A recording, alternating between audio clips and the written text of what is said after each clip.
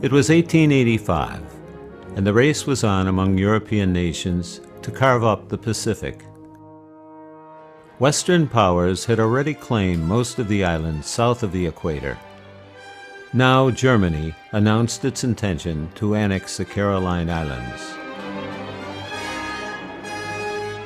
Spain, which claimed ancient title to the Carolines by right of discovery, immediately dispatched 2 warships to take possession of the islands.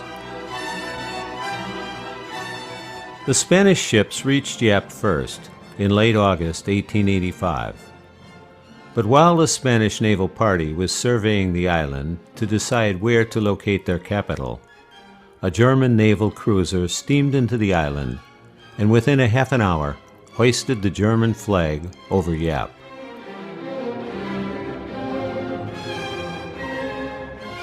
Germany had seemingly won the race for the Carolines.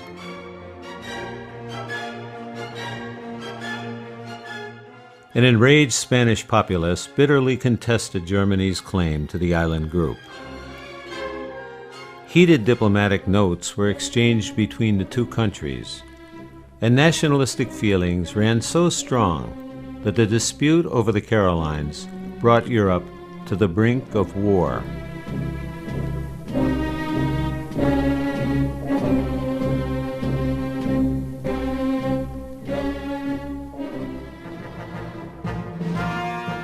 Nationalism was on the rise in Europe during the late 19th century. With it came a voracious appetite for colonial expansion.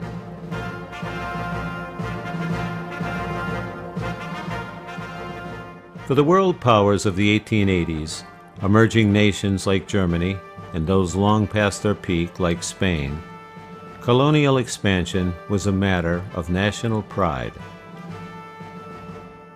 All truly advanced peoples have founded colonies, as one German professor put it. Colonies are merely the expression of the spirit of enterprise of strong nations. The dispute raged for several months. Then suddenly, Germany yielded its claim to the Carolines and settled back to develop its copra trade in the region, leaving Spain to bear the burden of administering its new colony.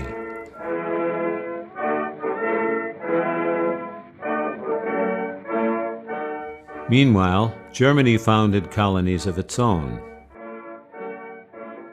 In 1885, Germany formally annexed the Marshall Islands as a protectorate. It administered its new colony under the Jesuit Company, the largest trading firm in the region.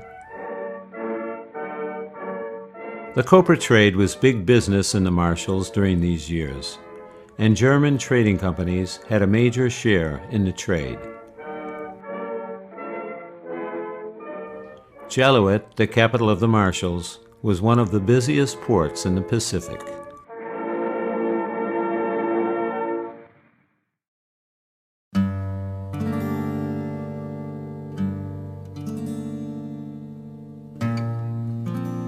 Spanish presence in the Carolines, on the other hand, was not much more than a holding operation. On Pohnpei, the administrative center for the Eastern Carolines, the Spaniards established a colony. Colonia, it was called. Just a few months after their arrival, after the Spanish troops were attacked by Pohnpeian forces from Net and Soquez, the Spaniards walled in the colony. A fort was erected to defend the colony, and sentries were posted at the gates to screen all those entering. The stone walls were laid by hand using lime mortar and were filled with small holes through which rifles could be fired. These walls were so striking that a British soldier nicknamed the colony the White Walled City during a recent visit here. A Spanish report, 1899.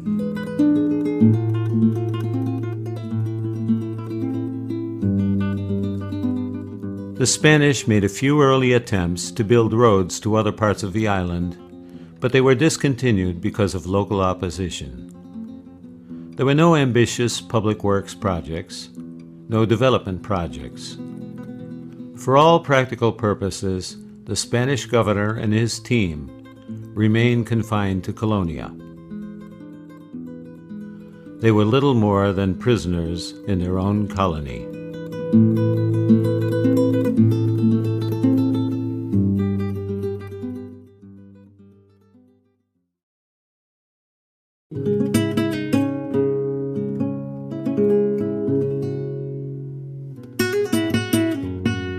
With the Spanish came Catholic missionaries. The Marianas had been evangelized 200 years earlier. Now Catholic priests and brothers were brought into the Carolines, Palau, Yap, Chuuk, and Pohnpei. There they would work alongside, or sometimes in opposition to, Protestant pastors. Like the Protestant Church, which had arrived nearly half a century earlier, the Catholic Church would become an enduring force in the islands.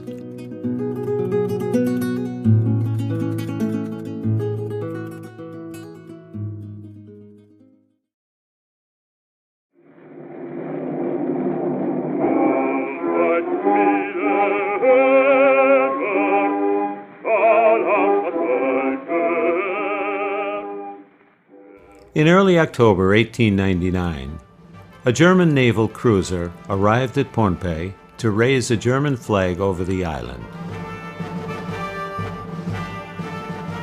Spain had just suffered defeat in the Spanish-American War and was forced to abandon its remaining Pacific possessions. As the U.S. took formal possession of Guam, Germany purchased from Spain the Carolines and Marianas.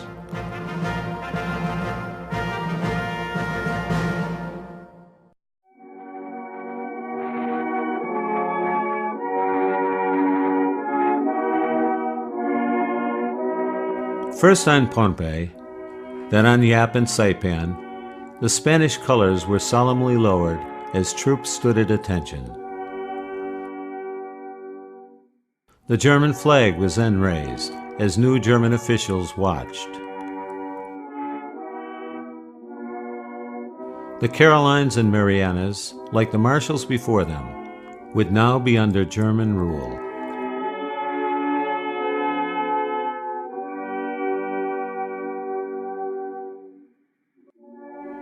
The Germans never had more than 350 colonials here at one time in all Micronesia. They really didn't have many, but they were closer to the Micronesians than the Spanish were. I think that's a very fair statement to make.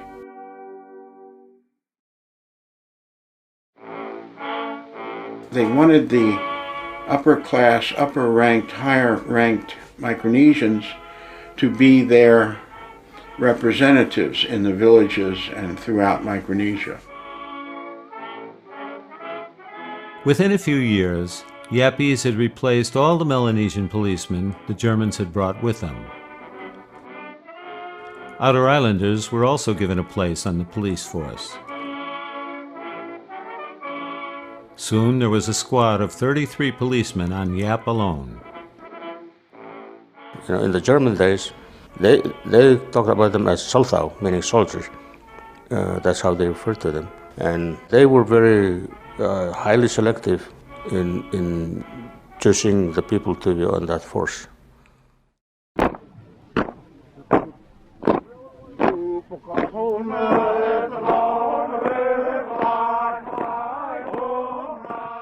This is Gillifus, one of the first Yappies chosen to serve as a policeman under the Germans.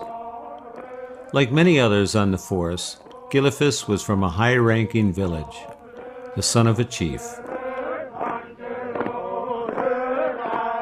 In all the other district centers, the German administration recruited local policemen from among the chiefly families. These men were to be more than just law enforcement officers. They were to be trained in the language and law of the foreign government.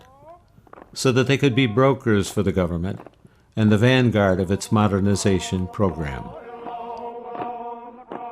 So besides their military drills and rifle practice, they received instruction in the German language, mathematics, and vocational skills. Micronesian policemen spent several hours a day in the classroom, the closest thing to formal schooling offered by the German colonial government.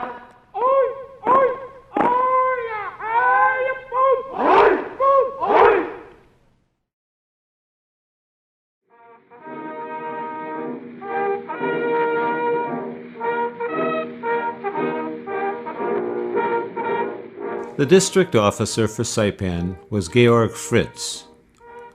He had a staff of only 2 Germans, a clerk, and a medical aide.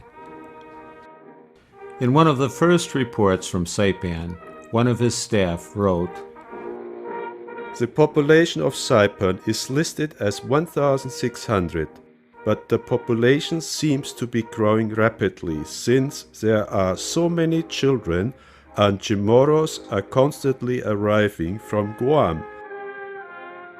The population is divided almost equally, with half being Chamorros, on the other half Carolines. There are no government buildings on Saipan, for this was not a seat of government before the Spanish-American War.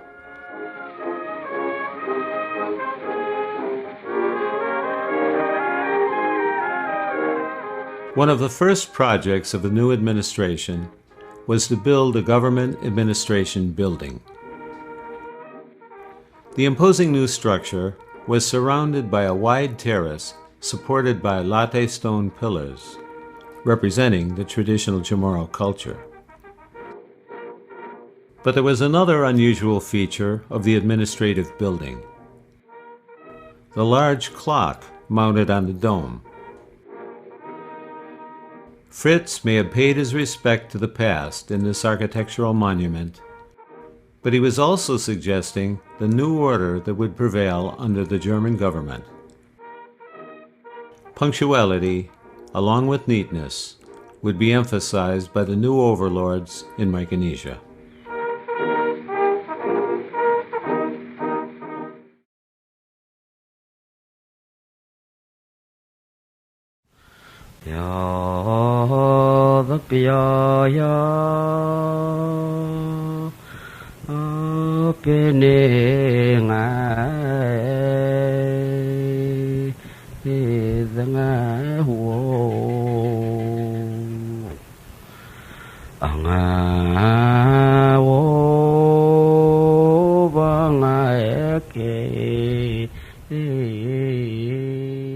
The Germans soon introduced an ambitious public works program in their new colonies. Nowhere, however, was this program more ambitious and more splendidly successful than in Yap. The German administrator, von Bennigsen, writes, When we returned to Yap in November 1899, we found that the district officer, Arno Senft, had already called a meeting of all the chiefs in the island. In the course of the meeting, he laid the foundation for an orderly administration. Well, they would refer to him as Amman Senft, and he was like the German administrator who had his office here in Colonia. Senft took his post and wasted no time implementing the German Works program. He quickly began recruiting laborers for work projects.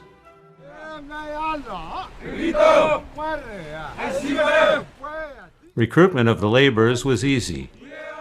Senft simply told the chiefs how many men were needed for a project. The chiefs, working closely with Yapese policemen from their area, assigned the manpower for the project. The chiefs talked with the German administrators. Through the chiefs, they got all the villagers to agree to provide this source of labor. Laggards were reported by the policemen to their chiefs, who used customary sanctions to get them to work. It was an effective system, depending as it did on the close collaboration between the foreign government and traditional chiefs.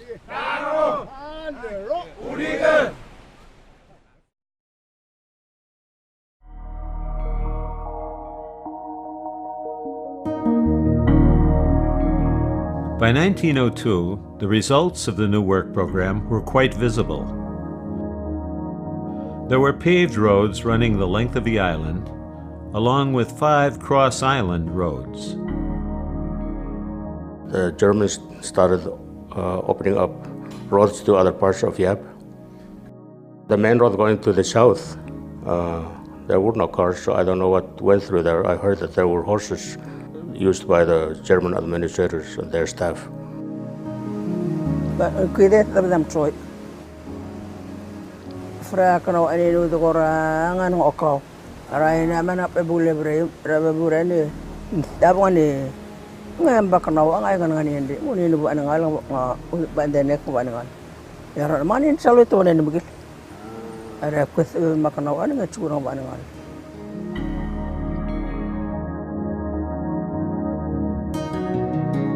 Bridges of sawed lumber spanned all major streams, and shade trees were planted along the roadside. Senft could boast that no other island in the South Seas has proportionally as many and as good roads as Yap.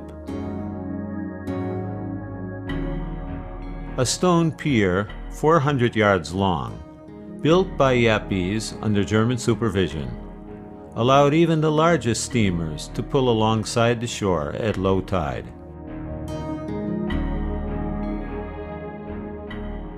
But the greatest accomplishment was the completion of the Tagaren Canal, a channel 20 feet wide and over a half-mile long through the northern part of the main island. The canal provided a waterway from the port to the northernmost islands of Map and Ramung. The project took 350 Yapese 8 months to complete. The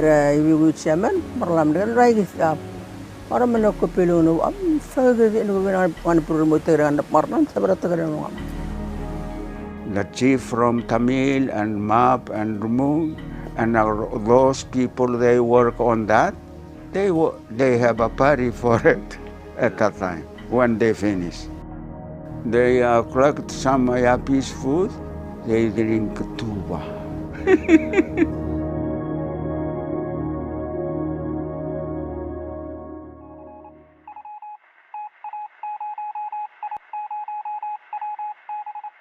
Then, in 1905, an undersea cable was laid, connecting Yap with Celebes, Guam, and Shanghai.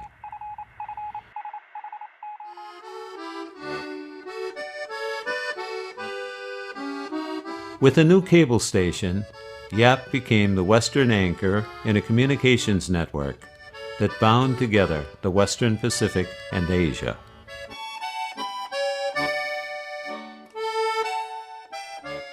The European population grew. New houses were built, and a spacious club and restaurant were erected. A new government office building was constructed. 2 new hospitals were put up, one for the growing foreign community and another for Yapese. To make room for all this construction, the Chamorros and Filipinos who once lived in the small settlement were relocated around the inlet that came to be known as Chamorro Bay.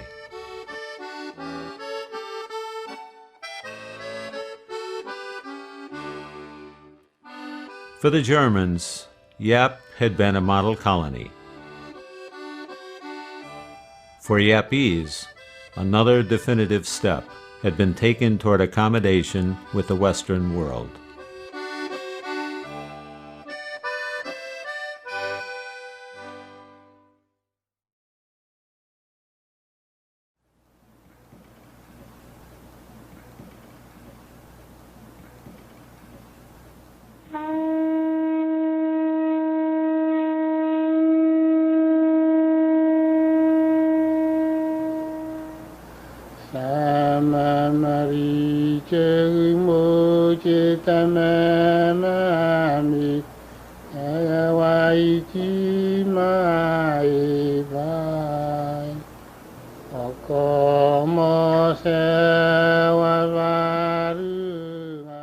At the turn of a century, Palauans were still going around in loincloths and grass skirts, their bodies smeared with turmeric.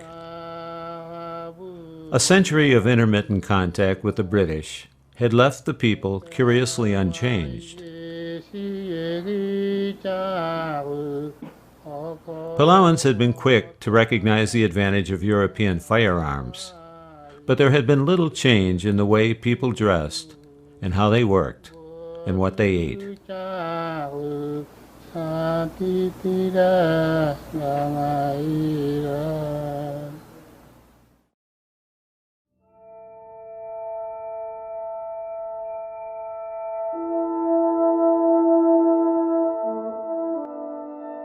German influence in Palau began in 1905, when Senft sent his police chief, Winkler, to open a branch station there.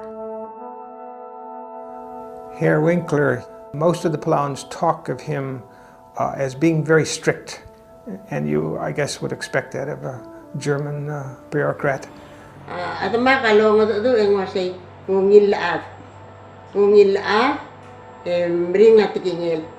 Tamleungil esel tu lo sei mring la tingil mlemring la tingil lo lis ak lo sei volal malius e morula aure e melaya atap kra temelarak tra lius mabu.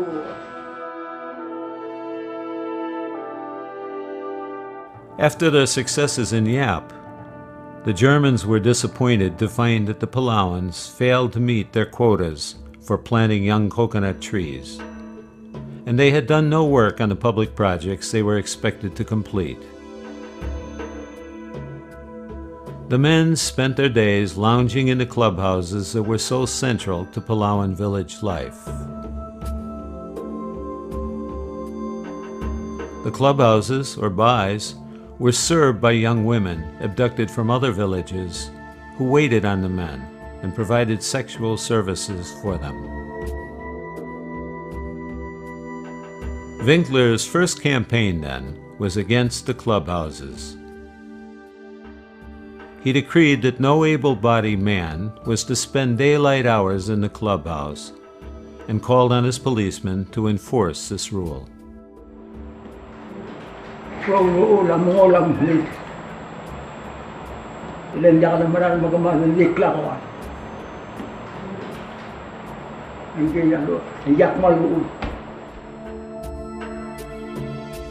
It's my understanding that the Germans were able to stamp out inter-village warfare as well as institutionalized concubinage.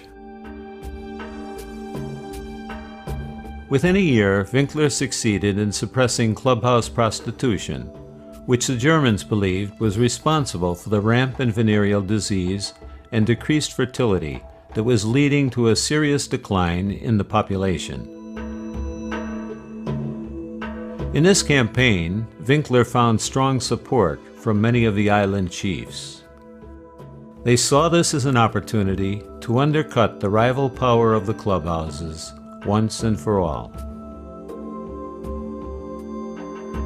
The success of this first German initiative sparked other reforms. People were forbidden to give out children for adoption. Divorce laws were tightened. Work schedules were imposed for clearing land for planting.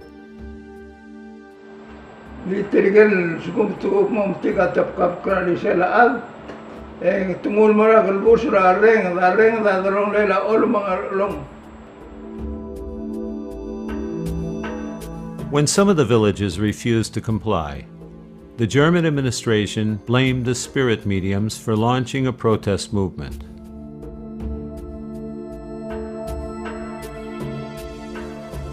The spirit mediums were men or women who spoke for the patron spirits of a village. Perched on the second floor of their high shrines, they were consulted for auguries on all important occasions, and were richly rewarded for their services. Although they stood outside the usual ranking system, these mediums often had a huge influence in local affairs. Their private wealth, powerful influence, and independent status made them formidable rivals of the Palauan chiefs. The spirit mediums continued to mount resistance to the German program of modernization. They invited the chiefs of Koror and Melekeok to join in an uprising to free Palau of its foreign rulers. When the chiefs reported the plot to the German authorities, Winkler marched with his small police force to Ngaralong at the northern tip of Bebeldaup to arrest the ringleaders in the plot to dislodge the Germans. Winkler burned down a new shrine that had been built against express German orders and took 6 spirit mediums into custody. The men were sent to Yap and later to Saipan, where they remained in exile for years. In all this, Winkler had the support of the chiefs, who were more than willing to help suppress the power of their rivals.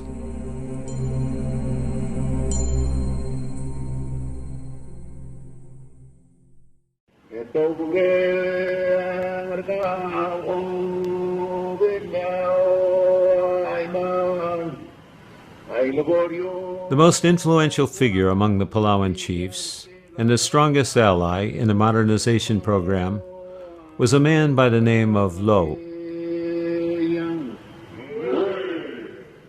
One German described him as an imposing figure with his tall, muscular frame, his expressive face, his flowing white beard, and his bushy eyebrows. Europeans thought that he looked like Neptune, or an old Nordic sea hero. Lo had worked on a ship as a young man and was fluent in English. He had a mastery of seamanship and navigation that was unsurpassed on the island, and his years abroad had given him an appreciation of European ways.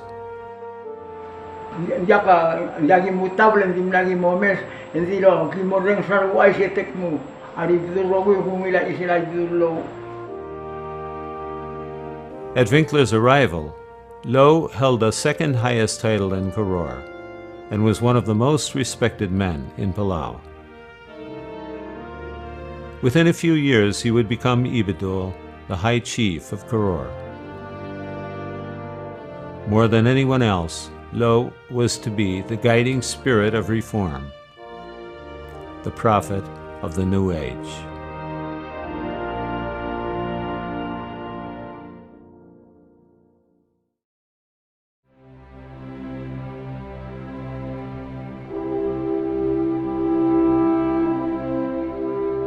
The celebration of the German Emperor's birthday in 1908 was special in Palau. Spirits were high among the chiefs and German administration because of their recent triumphs. On the big day, mountains of cooked taro and fish and pork stood in each house in Koror. Station Commander Winkler appeared with his local police troop. As the school ceremony began, all the island chiefs appeared together.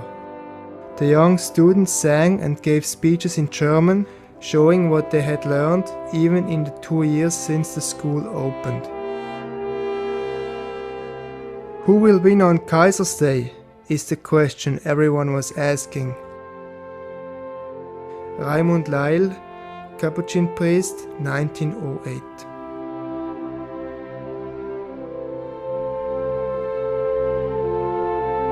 Hundreds of people, far more than in previous years, attended. Many of the women now